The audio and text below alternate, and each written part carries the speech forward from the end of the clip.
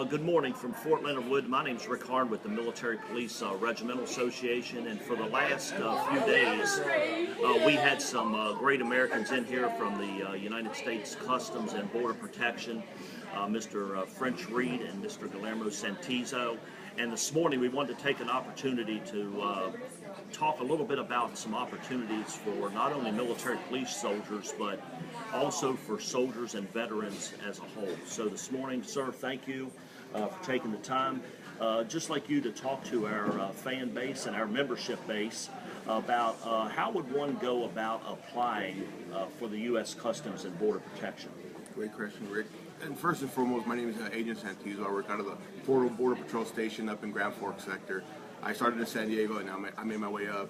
And simple process, two websites that you got to keep in mind. One is going to be usajobs.gov, and I believe the .gov and the .com they're intermingled, so it doesn't really matter. But both that'll work for you to start the application process. And simple keywords you can type in: U.S. Border Patrol, Customs and Border Protection. They're all going to link up and find the website that the link you need to go ahead and apply for the position. And once in there, you can fill out your resume, you can fill out your information. All the forms that are needed are in that website to apply. And if you don't happen to go that route, the other website you want to go to is cbp.gov/careers, and you get an insight of specifically the Customs and Border Protection there, and it has a link to USA Jobs as well in there. So that's your first step to get into as far as your foot in the door. Very good. Some questions that we get from time to time is, what's the age requirements and education requirements to be a part of this team? Great. Age requirement, I mean, it's simple at this point. 18 years of age is the minimum age, and it goes from the range. If it's a civilian, it goes from 18 to 37 due to retirement. And then, but for veterans, it's a great opportunity because I'm not going to say it's unlimited, but for the time being, there really is no age limit because they're veterans and they're already committing themselves to the country, whatever agency, or whatever entity they are, and they would like to fulfill a second portion. So it's great for retirees that are at that point that want to retire and they're getting to that age where they don't know if they can continue. But no, for veterans, it's a great opportunity. There is really no age restriction.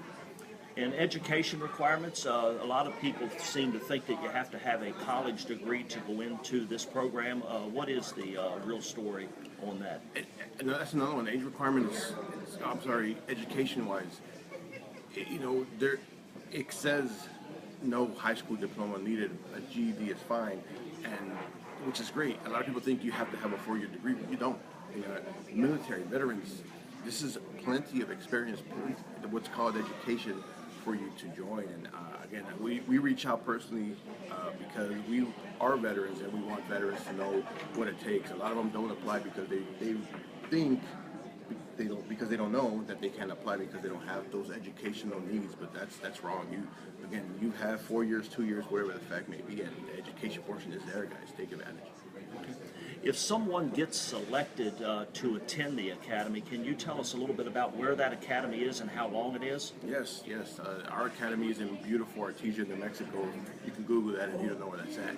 And it's a flexi facility just like any other government training facility. So what happens there is you essentially you get paid as you're living there, just like boot camp, except you're now a salary federal employee, so you do get that salary. Thus, you get your room, barrack-style room, you get your chow hall there, or mess hall, and all that stuff you don't have to pay for it. It's already paid for you. So you're essentially there anywhere between 4 to 5 months now. It's going to change, guys, due to the Spanish. The one thing is going to be required. I know what you're thinking. I've never spoken Spanish a day in my life, but guess what? As myself, a Spanish instructor, we will teach you Spanish, and you will leave the academy knowing what to say and how to handle a situation in Spanish. So again, don't worry so much about that, and don't let that discourage you from applying. So you're going to have a combination of PT, first and foremost, is pretty much throughout the academy. It's just like basic. You go pretty much from day one, almost all the way till you graduate, doing PT, some form of PT. There's a lot of law. Obviously, we have to deal with immigration law. You have the statutory laws as well. a lot of operations, things that people, what we do out on a day-to-day basis in the field, how to handle certain situations, bus checks, train checks. There's going to be some driving involved. If you like driving, we do emergency driving, so we incorporate that throughout the whole time. We shoot plenty of guns. For those of you guys that like shooting guns, I like shooting guns, so we carry personally on our duty belt Agent 2040 cal. That's just our duty weapon there. We have an M4 we shoot shotguns, and there's a couple other automatic weapons we shoot as well. And lastly, what did I forget? Oh, obviously Spanish. And again, this is all combined, guys, within 4 to 5 months of the academy. So you won't have as much as downtime as you think. It's going to be a good time of knowing and how to do your job once you leave the academy. Very good. And Mr. Santizo was telling me that he's actually very close proximity to the Canadian border. So if I go to the academy, when would I find out where I'm going to be working? Is that before the academy starts, upon graduation, and is there any place that brand new graduates go? Great question. Right. Yes, and another thing that I want to bring up is because the demand for the time being will be down south in the southern border. We've been in California, Arizona, New Mexico, and Texas for, I'm not going to call them interns, but for lack of a better word, trainees will start in that. So if you're new and you're applying, those are going to be the states that where you will begin, will be down south again. And with what I understand is they're trying to accommodate most applicants to the location they would actually want. They just say, if you want a specific sector, that's where they're going to try to put you at, as close as possible to wherever you would like to go. Being up north, it might take you a while, maybe anywhere between 3 to 5 years, depending on which station in the northern border, or even Puerto Rico. I know there's some Puerto Rican soldiers we met this weekend. They're very excited to know that there is a station out there for them as well. Well, sir, I certainly appreciate you taking the time to come down yourself and Mr. French Reed.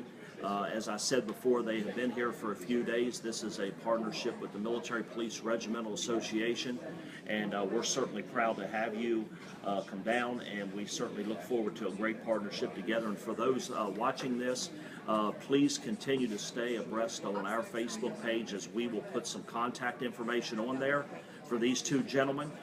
They have no issue with you going direct with them on questions or comments that you may have, and they will certainly reach out to you. So again, sir, thank you for your time. Absolutely. No, appreciate it, and best of luck to you. Absolutely. Thank you very much for allowing us to come down here. We really appreciate it.